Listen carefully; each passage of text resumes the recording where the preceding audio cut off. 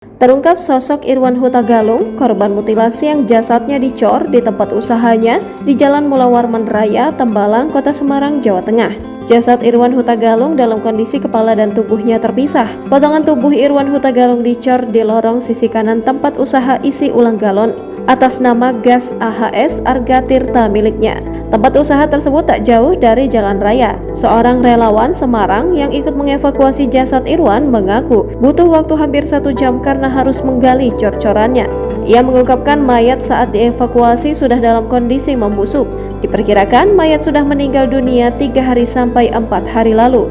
Kondisi mayat tanpa kepala itu ternyata juga tanpa tangan. Temuan jasad dicor ini berawal dari laporan Yuliati, karyawan Irwan Huta Galung di tempat usaha tersebut. Yuliati datang ke tempat usaha tersebut hendak menyalakan listrik sekitar pukul 11.45.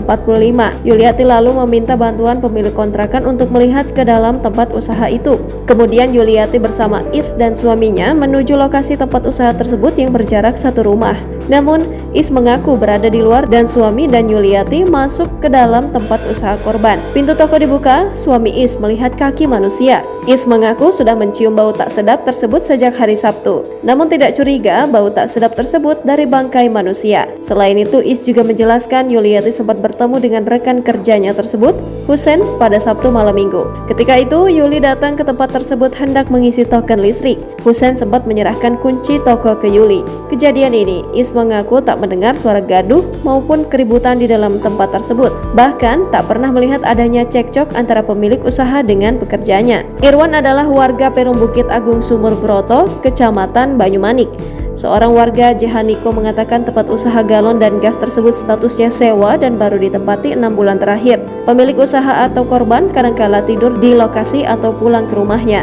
Saat kejadian, Jehaniko mendapati seorang wanita yang menangis. Ia tak tahu pasti siapa identitas wanita tersebut. Secara pribadi, ia tak mengenal korban. Hanya saja mengenal secara wajah baik korban maupun satu karyawan dari korban. Kasat Reskrim Polrestabes Semarang AKBP Doni Lumbantoruan menuturkan korban yang dicor merupakan pemilik usaha tersebut.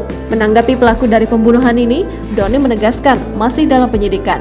Begitu juga menanggapi terkait dengan mutilasi ini, Doni juga menyatakan masih dalam penyelidikan lebih lanjut. Mayat dibawa ke kamar jenazah RSUP Karyadi Semarang. Polisi masih mengidentifikasi mayat. Di bagian lain ditemukan jasad Irwan, membuat banyak pihak kini mencari keberadaan Husein, karyawannya. Husein pergi bersamaan tutupnya lokasi tempat usaha berupa isi ulang galon dan gas AHS Arga Tirta. Pada Sabtu 6 Mei 2023 malam itu, Husein menitipkan kunci kepada Yuliati karena hendak pulang ke Banjarnegara dan sampai sekarang belum diketahui keberadaannya.